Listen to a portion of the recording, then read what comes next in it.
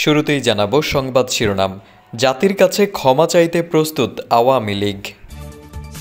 জানাবো কোনো রাজনৈতিক দলকে নিষিদ্ধের পক্ষে নয় জামায়াত। জুলাই আগস্টে ছাত্র আন্দোলনের পর বাংলাদেশের রাজনীতিতে ব্যাপক পরিবর্তন এসেছে। গত 5 আগস্ট প্রধানমন্ত্রী পদ থেকে পদত্যাগ করে ভারতে পলায়ন করেন শেখ হাসিনা। আওয়ামী লীগের নেতা এবং সাবেক মন্ত্রীরা অনেকেই দেশ ছেড়ে পালিয়েছেন। শেখ হাসিনা সহ আওয়ামী লীগের শীর্ষ নেতাদের বিরুদ্ধে গণহত্যার শয়ে শয়ে মামলা হয়েছে। শুরু হয়েছে বিচার প্রক্রিয়াও। আওয়ামী লীগের রাজনীতির প্রশ্নে অনেকে বলছেন দলটির ভূমিকার জন্য জাতির কাছে ক্ষমা চাওয়া উচিত। এমতা অবস্থায় আত্মগোপনে থাকা আওয়ামী লীগের যুগ্ম সাধারণ সম্পাদক আ.ফ.ম. বাহাউদ্দিন নাসিম বৃহস্পতিবার একটি বেসরকারি টেলিভিশনের সঙ্গে কথা বলেছেন। সেটি ফেসবুকে আওয়ামী লীগের ভেরিফাইড পেজও শেয়ার করা হয়েছে। বাহাউদ্দিন নাসিম বলেছেন, প্রকৃতপক্ষে আমরা যদি ভুল করে থাকি অথবা অন্যায় করে থাকি, সেই অন্যায়ের জন্য জাতির কাছে ক্ষমা চাইতে প্রস্তুত।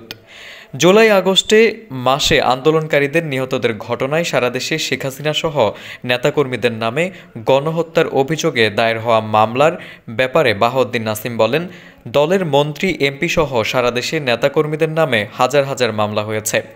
দলের সভাপতি শেখ হাসিনার নামে 250 শতাধিক মামলা হয়েছে। গ্রেপ্তার হয়ে কারাগারে শীর্ষ নেতারা, আত্মগোপনে রয়েছেন অনেকে। এদের মধ্যে রয়েছে গণহত্যার অভিযোগ, অথচ উপদেষ্টারা দেশে বিদেশে বলে বেড়াচ্ছেন এই আন্দোলন পরিকল্পিত ছিল। তাহলে অভিযোগ কেন আমাদের দিকে? আর গণহত্যার বিচারের জন্য প্রধান কৌশলী নিয়োগে দিয়েছে যে কিনা সাজাপ্রাপ্ত যুদ্ধাপরাধীদের আইনজীবী ছিলেন। এদিকে জামায়াতের সেক্রেটারি জেনারেল অধ্যাপক মিয়া গোলাম পরোয়ার বলেছেন, রাষ্ট্র সংস্কারের পর যৌক্তিক সময়ে নির্বাচন হবে। এই যৌক্তিক সময় কতদিন বা কত বছর তা নির্দিষ্ট করে বলা যাবে না। নির্বাচন কমিশন, পুলিশ প্রশাসন ও নির্বাহী বিভাগ সংস্কারের পর সুষ্ঠু নির্বাচনের পরিবেশ তৈরি হলেই নির্বাচন হতে পারে। শুক্রবার বিকেলে মেহেরপুরে এক কর্মী সম্মেলনে তিনি এসব কথা বলেন। মিয়া গোলাম পরোয়ার বলেন, বিএনপি সহ দেশের সব রাজনৈতিক সংগঠনের সঙ্গে জামায়াতের গভীর সম্পর্ক রয়েছে। ইসলামী আন্দোলনের দলগুলো সহ সব দলের সঙ্গে সংলাপ চলছে। গণতন্ত্রের স্বার্থে যারা ঐক্যবদ্ধ থাকবে তাদের সঙ্গেই জোটবদ্ধ নির্বাচন করবে জামায়াত। ছাত্রলীগের নিষিদ্ধের বিষয়ে তিনি বলেন, 5 আগস্টের 4 দিন আগে জামায়াতকে নিষিদ্ধ করা হয়েছিল, কিন্তু তারপর 4 দিনও টিকতে পারেনি আওয়ামী লীগ ও ছাত্রলীগ। জনরোষে পড়ে দেশ ছেড়ে পালাতে হয়েছে শেখ হাসিনা ও তার আত্মীয় স্বজনদের। তার বিচার জনগণই করবে।